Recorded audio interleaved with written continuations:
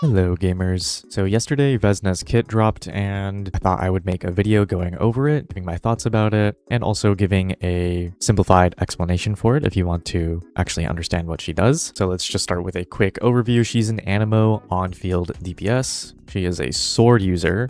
She has a bunch of stellar-swirl motion value in her kit. I think a term that's already going around a lot is that she's the Anemo zibai, which I would say is pretty accurate. There are obviously some differences, but functionally the play pattern will be quite similar to zibai. Based on some early videos, she has a lot of movement, but not necessarily in her gameplay. It's more just like exploration passive type of thing. Not really like Wanderer, right? Where his flight and movement is like a part of his gameplay. I don't think Vesna is really similar in that way. So how does she work? I just want to preface this by saying that there's a lot of like spirit sword, might, whatever, technical jargon and stuff. I'm not going to be saying this stuff because it's all subject to like translation changes. A lot of it is changing already.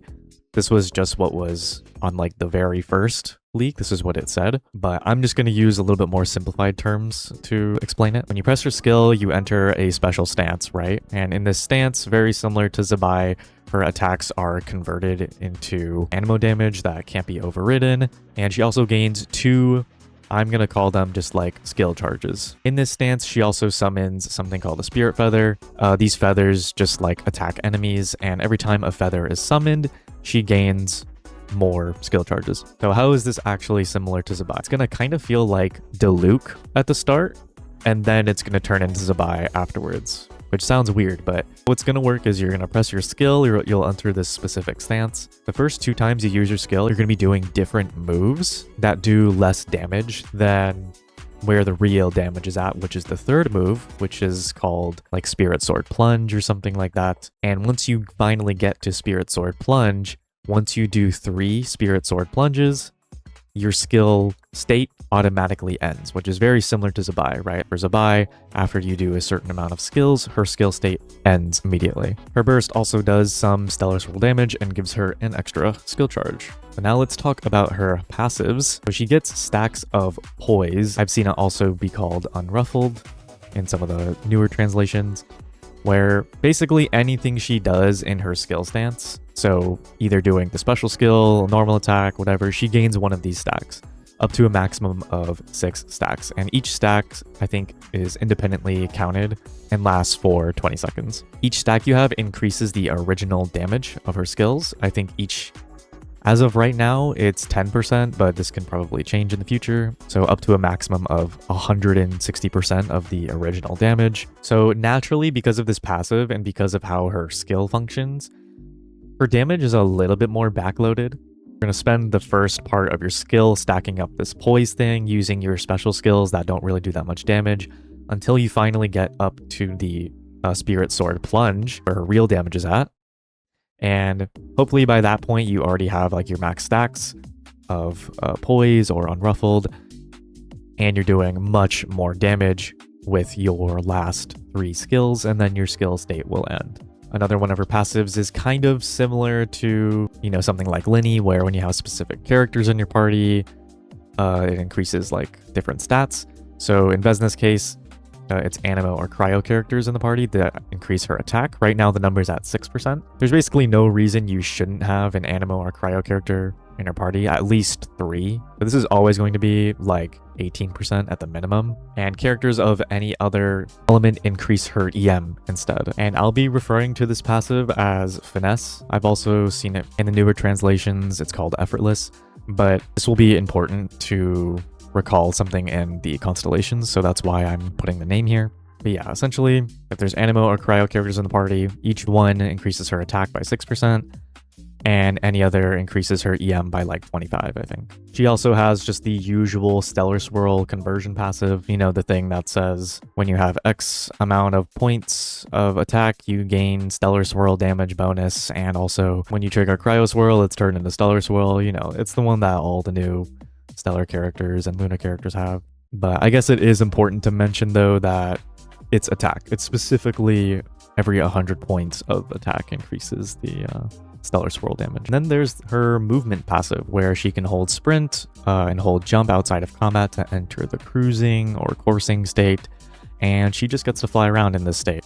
There's been some videos already. It looks pretty good as like a movement passive. It can only be used outside of combat. Looks pretty similar to maybe something like Wanderer, but how long you can actually use it for, we don't know, because all of the video showcases have just had like infinite stamina. And now we can talk about her constellations. So at C1, she gains a free skill charge when she enters her stance, and she's also able to trigger one extra skill. So that's also very similar to Zibai. Zibai's C1 allows her to use an extra skill. She also increases her own stellar-swirl damage. At C2, she immediately gains all poise stacks or unruffled stacks, which are the stacks that increase the original damage of her special skills. And yeah, she will immediately gain all of these stacks when she enters her skill stance. And once you're at max stacks, her attack is also increased. I think the number right now is 60%, but again, it's subject to change, so take it with a grain of salt. C4, the effects of finesse or effortless, that passive talent is increased. I think it's 200% increase. So this is the one where you have animo or cryo characters in your party. It gives you attack percent. Basically, it triples that number. So if you have 3 animo and cryo characters in your party, which means the base talent has 18% attack, it'll basically just turn into 54% attack instead. At C6, you know, it's the usual C6. You gain some stellar-swirl elevation. It's a little bit hard to interpret because of translation, but I wrote down the best, my best interpretation of it. But to put it simply, she just does a ton of more damage and she gets stellar-swirl elevation, right? What do you think, right? What do you think about Vesna's kit? I do think it's different enough from Zibai that it's not like completely boring and just a copy of her.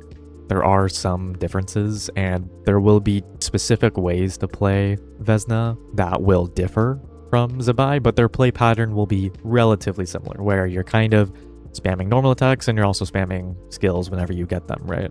The one thing that's really weird to me is that, you know, people, now that we have access to the multipliers and stuff, we're seeing calcs already for Vesna's team.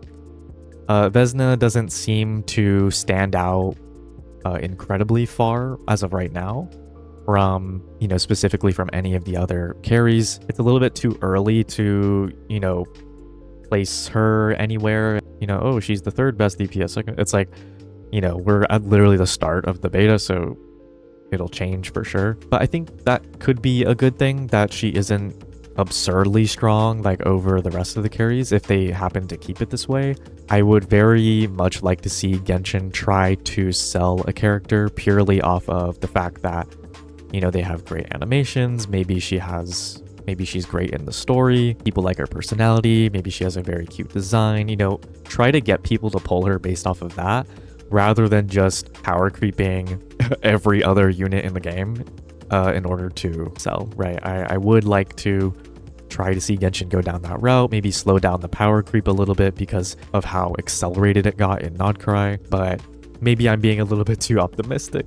I also think there's something to be said about her teams and about Vodyanica. It's kind of funny because right now it seems like Vodyanica is supposed to be a support for Vesna, and she will work well for Vesna, but as of right now, she's kind of a direct downgrade to C6 Farzan in those teams. Now that can be good because not everyone's going to have C6 Farzan. So for those people who do not have C6 Farzan, which is probably a lot of people, then Vodyanica will actually be a great support for Vesna. I just think the choices that they've decided to go with are pretty interesting. Specifically for Vodyanica, I think Vesna as a character makes a lot more sense as a DPS. Like it's a kit that's like relatively familiar but different enough. And of course, she's the first limited on-field stellar-swirl DPS that we're getting. So I don't know. I don't have much to say about Vesna. I think her animations look great. I don't know if I'll personally get her. I'm still kind of waiting to see what characters like Mitya does, characters like the Tsaritsa, obviously. A